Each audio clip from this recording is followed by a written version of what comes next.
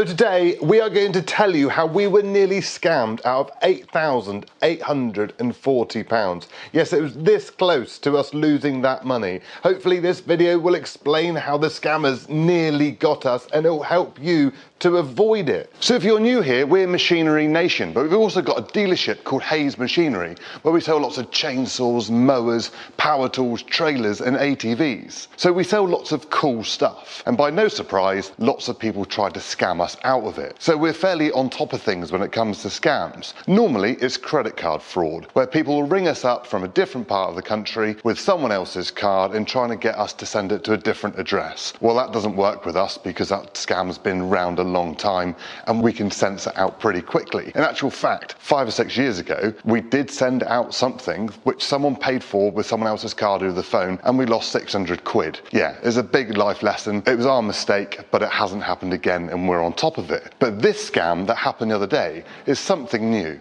Let's go and find out. So how did it all start? Well, we receive hundreds of emails a day and we had an inquiry come through, someone looking for a chipper. Yeah, they wanted a chipper, they wanted a particular one, they just asked about availability. Nothing different there, all seemed fairly normal. So I sent it through to Josh, who's the sales director here, and he replied to them saying, yeah, got this lovely chipper available, it's this price, if you'd like it, let us know. Cool, nothing new.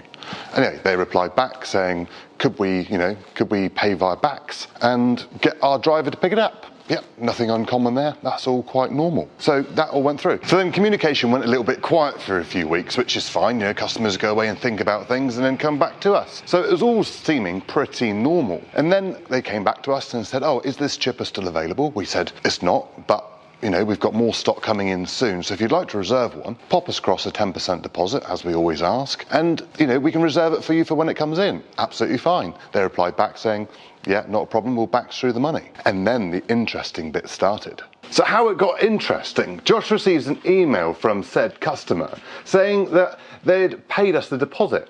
But they hadn't paid us the £400 deposit that we had asked for. No, they had paid us £8,840. How much?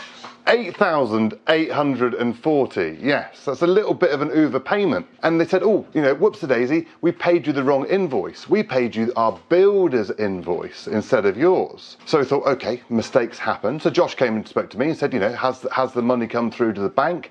I checked. Yes, the money was there. You know, it looked all absolutely fine. So I said, why don't you pop it through to Suzanne and she'll pay the money back. So Suzanne asked Josh to get the bank details from the customer. Nothing new there. You know, we need the bank details to do a refund. But at the bottom of the email, it said, don't worry if you can't verify the bank.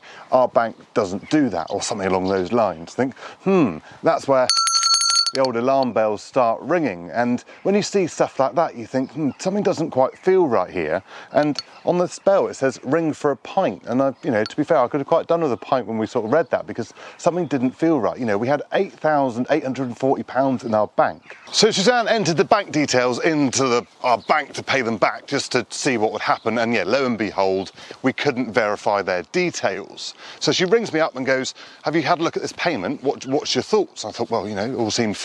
You know, I didn't see any problems with it at all. But what Suzanne noticed was that actually the amount in the bank versus what it cleared was different. Oh yes, how different? 8,840.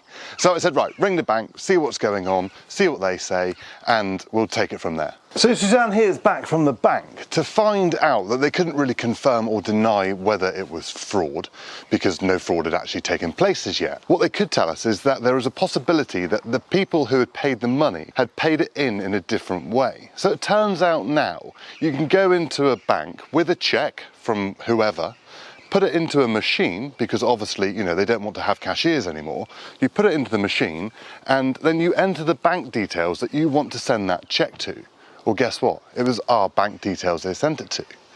You never guess what happened to the cheque though. That's right, the cheque is going to bounce, and that's the whole scam they got going on. So the bank did advise us, obviously, not to pay the money back until it had cleared properly, because there's obviously still a chance that it was an honest email. Why we weren't paying it back we had 3 or 4 emails from this customer saying, please, we need our money back, where is it?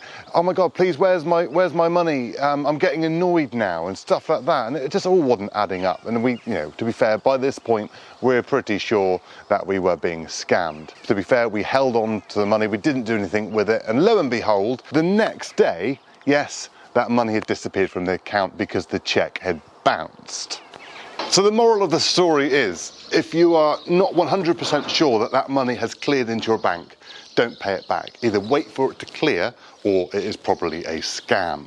So that's the best advice I can give you. Luckily, Josh's and Suzanne's quick reactions to notice that something was not quite right with this transaction managed to save us £8,840. Because if we had sent it back that same day, we'd have never seen that again. There's no protection, there's no insurance.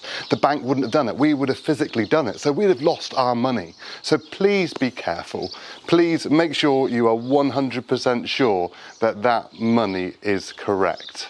We're Machinery Nation. Please like, share and subscribe, and we'll see you in the next one.